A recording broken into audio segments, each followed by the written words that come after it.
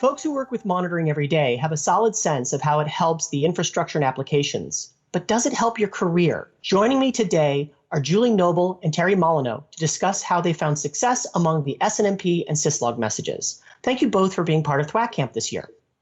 Thanks, Leon. So I want to start off and just get some quick background and find out how you started with SolarWinds. So just, how long you've been in IT, where did you start? Just real quick so we have a sense of where you've been. So I have been in IT for over 20 years and basically started with United Airlines. And it was there that I basically fell in love with networking. We would watch the data going over the scopes, and it fascinated me that was going through the wires. Terry, just tell us about where you started with IT and monitoring and how you got here. IT, when you have over 40 years of experience, you actually were doing stuff before monitoring and networks even really existed in a commercial sense. And so I carried a tool bag in the beginning, just like a lot of people. I carried a tool bag around and fixed systems at Wang Labs for close to 12 years before networking was in its very infancy, the early stages of ThickNet and ThinNet, and I went through all those as well as early versions of Twisted Pair and whatnot. And as we built networks, I remember back in the old days installing my first AGS router with a stack of books that was 6 foot tall on here's all the commands. And we didn't have search engines to go through and get me the command that I wanted in the beginning. So I started out in a very manual process of networking. And then as I went through my career, I moved on from company to company to company.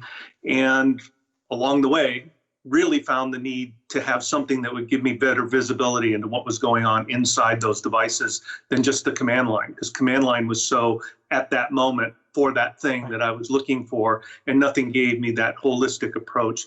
So we'll pivot away from the specifics of the monitoring tools for a minute, because one of the things as we were preparing for this session that I heard as a recurring theme was how you came into an environment that had either minimal monitoring or monitoring that wasn't doing what you wanted it to, or no monitoring at all, and you had to build it up. And I think one of the questions in a lot of people's minds is, how do we, as non-business focused IT folks, help the organization understand the real value that monitoring brings, not just to the IT side, but also to the business itself?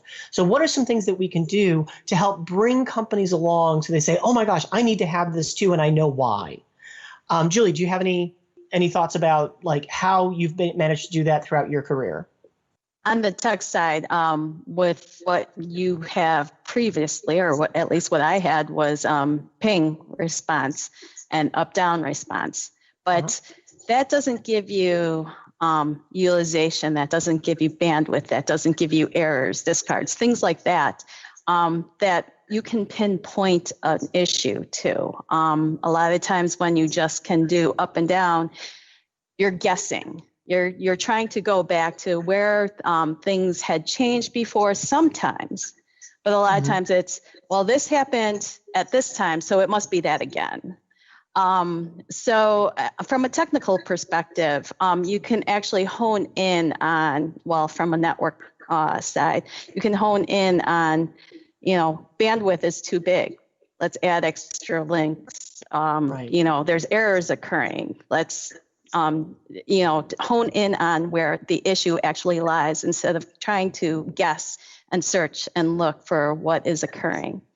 And then from a business perspective, basically that means a lot of time isn't wasted trying to look for these little things that are occurring. And of course, a lot of places where I've been at, time is money. So if you can be as efficient as possible with troubleshooting or looking at historical, I think that's best for everyone.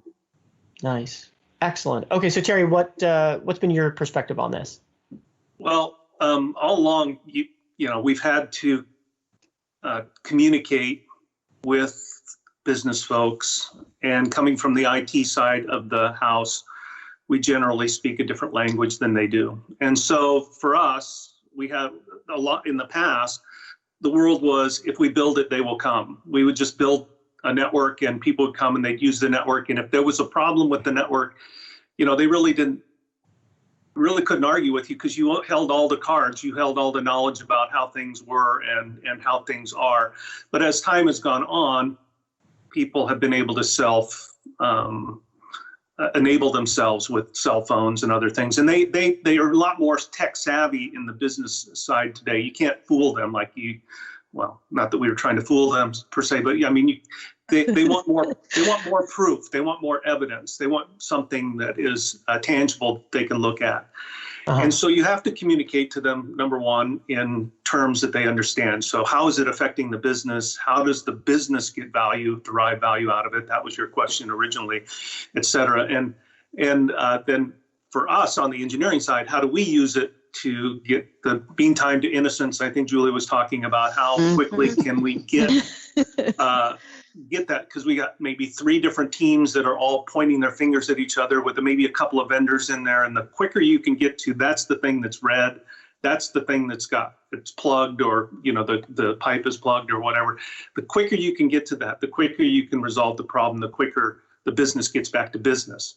Because the last thing you want to be is the disruptor of the business, disruptor of the success of the business. I like that. I like that the quicker the business can get back to business. I think that goes on a t-shirt or a coffee mug or something, right? It's perfect.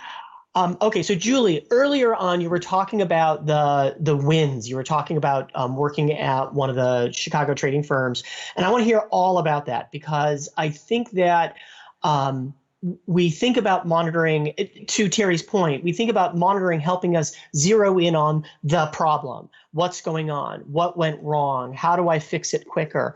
But I think there's a larger story about monitoring creating more than just a momentary, I fixed it, and more of a holistic, this makes everything better. This makes us able to do what we're doing. So tell me all about the trading company and how monitoring and your work there made things better. So monitoring there at the trading firm goes, before issues happened and after issues happened, of course.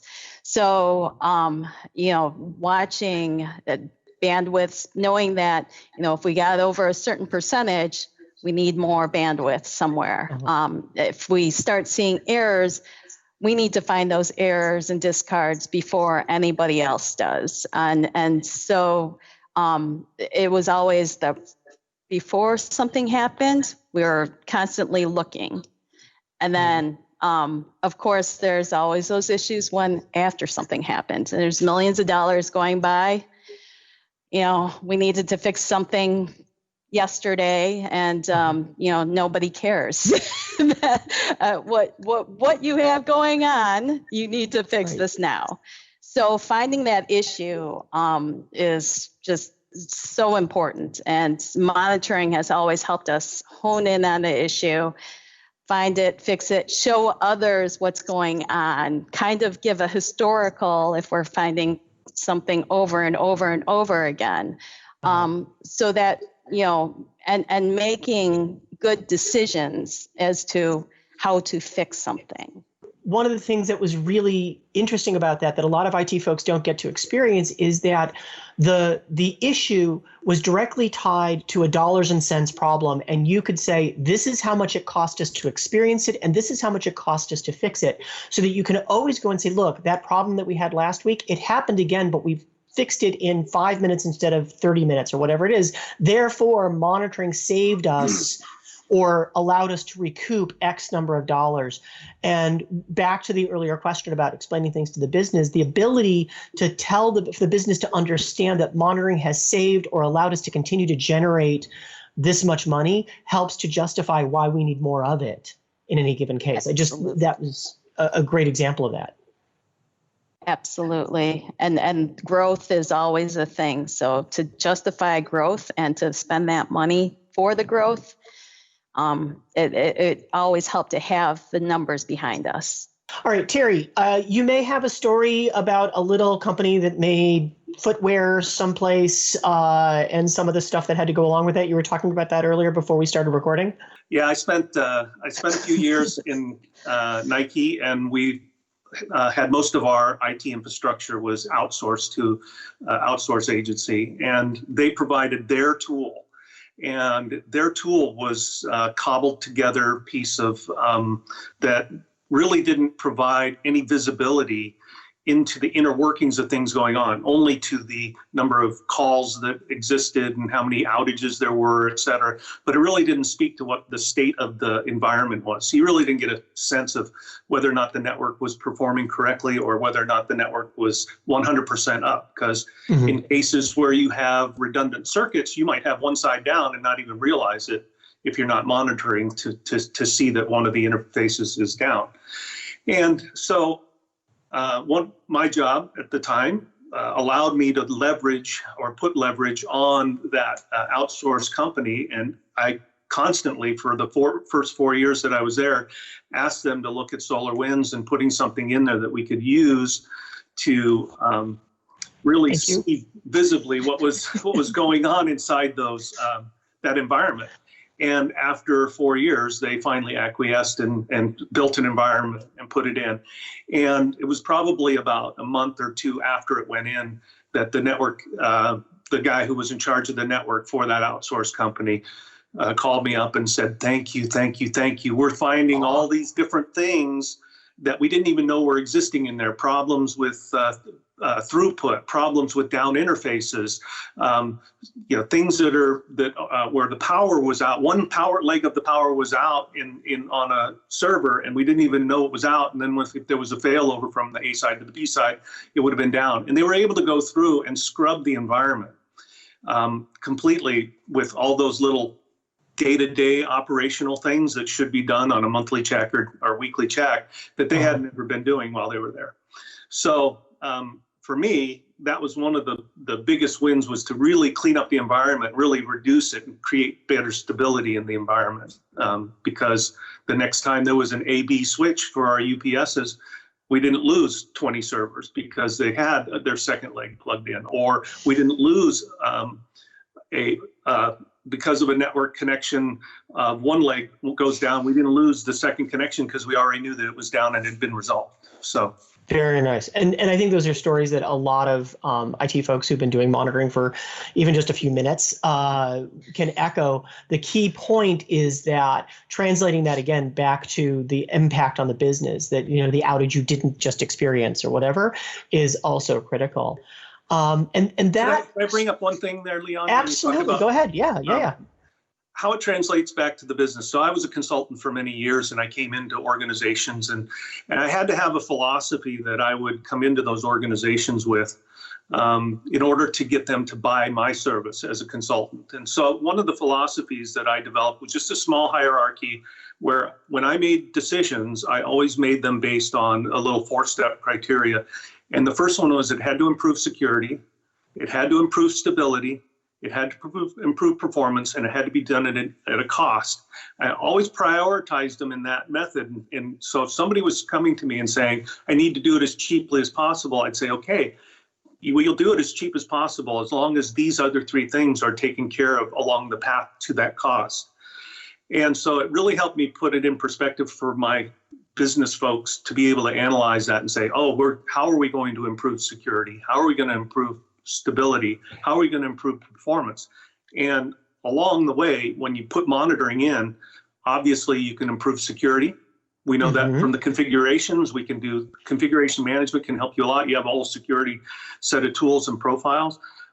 Stability, you can definitely improve stability by finding those issues before they become real big issues, before they turn into problems. You can find them while they're still at the issue stage.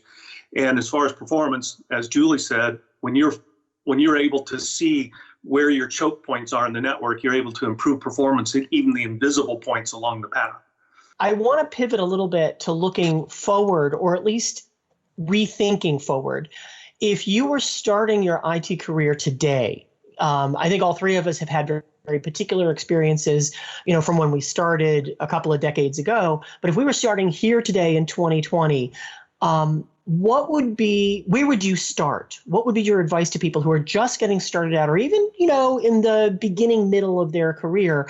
What are some things that you would want to make sure that you did, or you would want them to know for a successful IT career? Obviously, a good technical background is understood as necessary. So really, it goes beyond that into the soft skills of getting work accomplished in an IT world. And in order to get work accomplished, you have to get projects finished.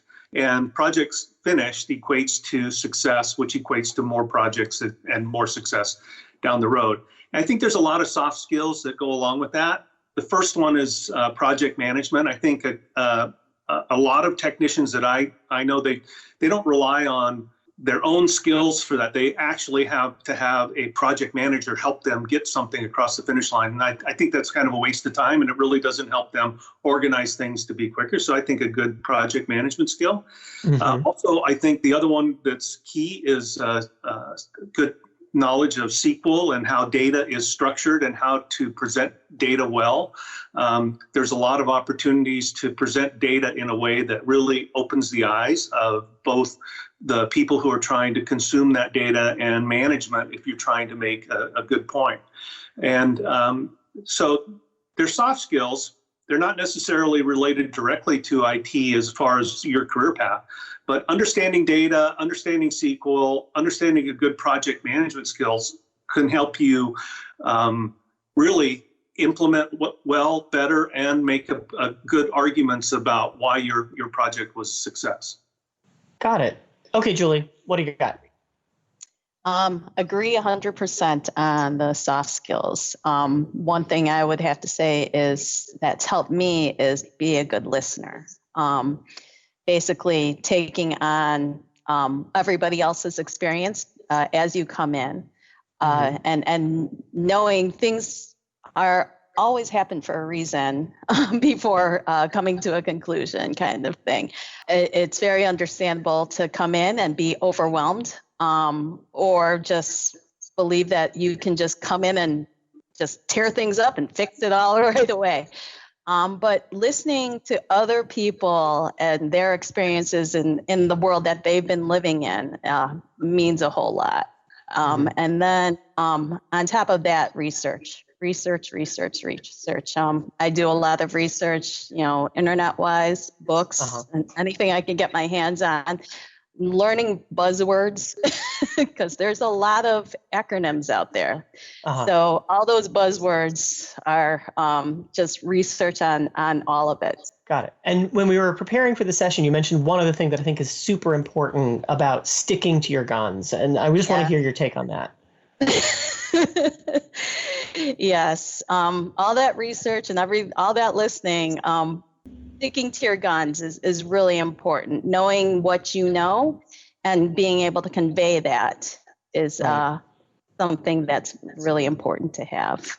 Awesome. Leon, just to tack on to that last little thought, sure.